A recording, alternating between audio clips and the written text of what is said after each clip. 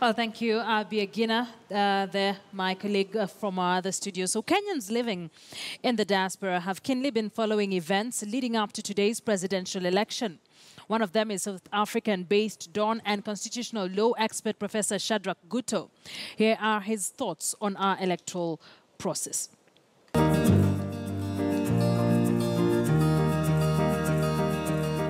Uhuru Kenyatta's coalition, Raila Odinga's coalition, ought to really come together to say, is it really credible to think that elections, credible elections, can take place in Kenya on the 26th of October?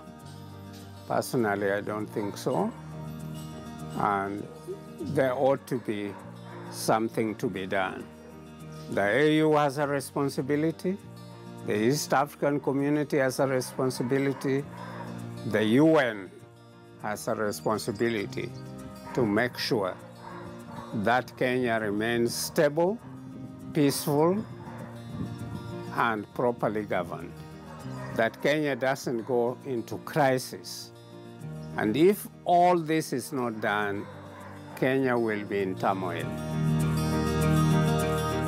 Do we want Kenya to split? And it's not going to split into two. In my view, it may split into many parts.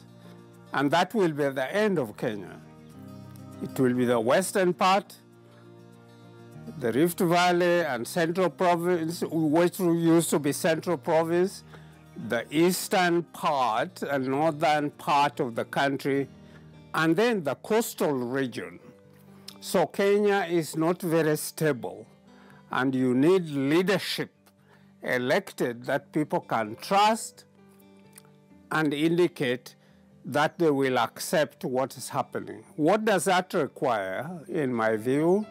It requires educating the public, the voters, about the responsibility they hold when they go to the election of the president. Do they want to split Kenya into pieces, or do they want one Kenya and build it up? And so it's a responsibility of the citizens of Kenya and the leaders. It has fundamental implications as we go forward. At the same time, I think that the current or the previous electoral management body that was not able to carry out its work properly with diligence is part of the problem and should be removed before elections are held.